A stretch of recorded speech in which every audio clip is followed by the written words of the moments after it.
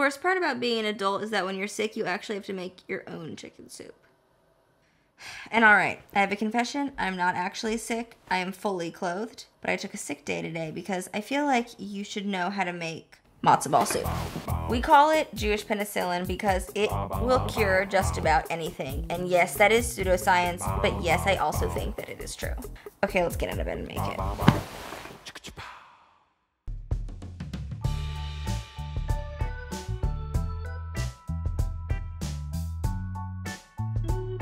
Today, we're going to make matzo ball soup from scratch. I would be 100% lying to you if I said that it was quick, because it is a labor of love. You can buy store-bought chicken broth and you can buy matzo mix. But if you want to be a true baller and show someone that you love them and know how to do something from scratch, I highly recommend at least once making your own stock and making your own matzo balls, because you've never had anything more delicious. To make your own chicken stock and to actually get the nutrients and the marrow, it needs a very long time to simmer. I'm not gonna go into the details of making this because I have another video to show you if you want to. You can like click somewhere in the ether to find it. We're gonna focus on the matzo ball soup. So what you'll need for this is a giant mixing bowl and a few bomb ingredients. Matzo meal, a cup of this, and to that we add 4 eggs. A 2, a 3, and a 4. Thank you, chickens, for your service. I'm always amazed when people can do this like one-handed egg thing. I often break them, but I'm gonna try it. And wow, if I can do 4 without ruining one. Here's the secret ingredient. The Jewish grandmothers all over the world are gonna be mad at me for sharing this secret. Have you watched Stalks? It's rendered chicken fat. You can get it in most frozen aisles in your grocery store. And it gives all of the richness to the matzo ball. We're gonna use 1/4 of a cup of it. Whoa! Okay. I'm gonna add a little bit of ginger because it gives it like a zesty pop that you don't really expect. It's sort of like you're having chicken soup and ginger tea at the same time, which is like kind of as good as it gets, you know? There's some big hunks in there, but that's okay. I throw in the ginger. And then also parsley and dill. Now dill is like the secret to all Jewish/Russian cuisine. Rough chop. I know I'm missing some things. We need salt, pepper, salt and pepper, some nutmeg. This kind of like brings a bit of a warmth to them. And then lastly, we thin it out with a little chicken stock. And then you mix it up. Again, you wanna let it sit in the fridge. It'll firm up, which makes it easier to drop into the water. If you put this in the water right now, it might kind of fall apart. So this is what you got. So this is what happens to it when it sits. And this is much easier to ball up. We're gonna boil some water.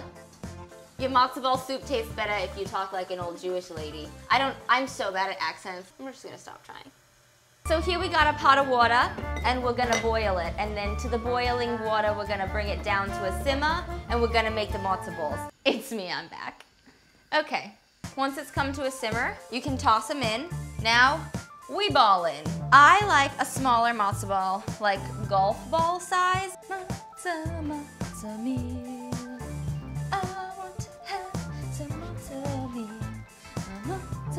No, I'm not gonna dump it in there. You're gonna put them on a simmer and cook them for 30 to 40 minutes. If you're doing them bigger, they obviously need more time, but these guys are little, that should be enough time.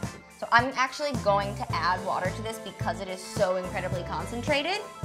And then you can add whatever veg you want. You can put anything in the soup. You can put nothing in the soup. You can put noodles in the soup. I like carrots, sometimes parsnips. For on top of the soup, we're gonna want a little bit of herbs, so I'm just gonna cut that now so we have it. So this is gonna go in the soup and that's gonna go on the soup. Herbs are like dog hairs. You use them and they're everywhere. But they're worth it just like your dog. Hello. I just want to thank my mom for making me matzo ball soup every time I get sick. Now that I make it for myself, I realize how much of a labor of love it is. So if your mom makes you matzo ball soup, you should thank her. It's so nice. and make it for your it's like such an awesome way to show people that you care about them. With these little friends. So they're floating, you know, they got bigger. This is what you're looking for a done matzo ball.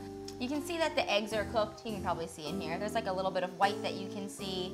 All the herbs are really nicely cooked in. They've held their shape up. These two seem to be in a love affair. They're attached. So the matzo balls are done, and then all we have to do is make our soup.